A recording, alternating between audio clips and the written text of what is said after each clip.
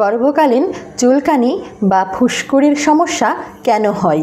এই রোগ কি গর্ভস্থ শিশুর কোনো ক্ষতি করতে পারে? এই সমস্যায় করণীয়। খুব স্বাভাবিকভাবেই গর্ভাবস্থায় আপনার শরীরে বেশ কিছু পরিবর্তন হয়।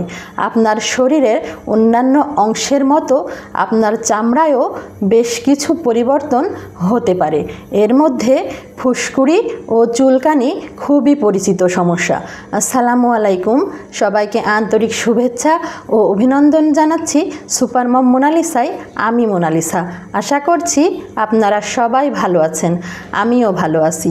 দর্শক, সুপার মম মোনালিসার আজকের ভিডিও গর্ভকালীন চুলকানি বা ফুসকুড়ির সমস্যা কেন হয়? এই রোগ কি গর্ভস্থ শিশুর কোনো ক্ষতি করতে পারে? এই সমস্যায় করণীয়। চামড়ায় ফুসকুড়ি বিভিন্ন কারণে হতে পারে, যেমন অনেকের আগে থেকে একজিমা জাতীয় চর্মরোগ থাকার কারণে চামড়ার ফুসকুড়ি হতে পারে। অনেকের আবার গরম থেকে ঘামাচি কিংবা ছোট ফুসকুড়ি হতে পারে। আবার কারো কারো ক্ষেত্রে বিভিন্ন জটিলতা থেকেও ফুসকুড়ি হতে পারে। আবার এমনও হতে পারে শুধুমাত্র গর্ভাবস্থার কারণেই জীবনে প্রথমবার আপনার চামড়ার ফুসকুড়ি হচ্ছে। পলিমরফিক ইরাপশন এ ধরনের ফুসকুড়ি সাধারণত গর্ভাবস্থার তৃতীয় ত্রৈমাসিকে দেখা যায় এবং প্রসবের কিছুদিন পরেই সেরে যায়। এ ধরনের ফুসকুড়িতে চামড়ায় ছোট লাল লাল ছোপ ছোপ দাগ দেখা যায়, যেটি অনেকটা অ্যালার্জির মতো দেখায় এবং অনেক বেশি চুলকানি হতে পারে। এই ফুসকুড়ি সাধারণত প্রথমে পেটে ওঠে, এরপর সেখান থেকে উরু, নিতম্ব, কোমর ও স্তনে ছড়াতে পারে। ফোস্কার মতো ফুসকুড়ি এটি একটি বিরল সমস্যা।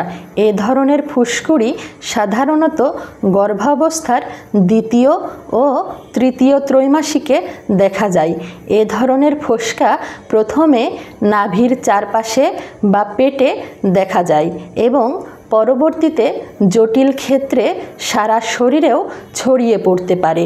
এর সাথে অনেক বেশি চুলকানি হতে পারে। যেসব মায়েরা ঝুঁকিতে থাকেন, যদি প্রথমবারের মতো গর্ভবতী হন, যদি গর্ভাবস্থায় অতিরিক্ত ওজন বেড়ে যায়, যদি গর্ভে যমজ বা দুইয়ের অধিক শিশু থাকে, যে কোনো ধরনের ফুসকুড়ি কি গর্ভস্থ শিশুর ক্ষতি করতে পারে?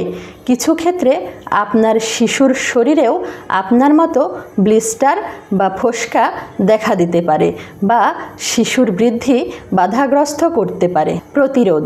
গর্ভাবস্থায় ফুসকুড়ির তেমন কোনো প্রতিরোধমূলক ব্যবস্থা নেই, তবে গর্ভাবস্থার সাথে সম্পর্কিত কারণে আপনার ফুসকুড়ি হলে প্রসবের পরপর কিংবা কিছুদিনের মাঝেই তা ঠিক হয়ে যাবে। তবে সংক্রমণ এড়ানোর জন্য পরিষ্কার পরিচ্ছন্নতা মেনে চলুন, ভিড় ও অসুস্থ মানুষ এড়িয়ে চলুন। সবাই ভালো থাকবেন, সুস্থ থাকবেন, নিরাপদে থাকবেন।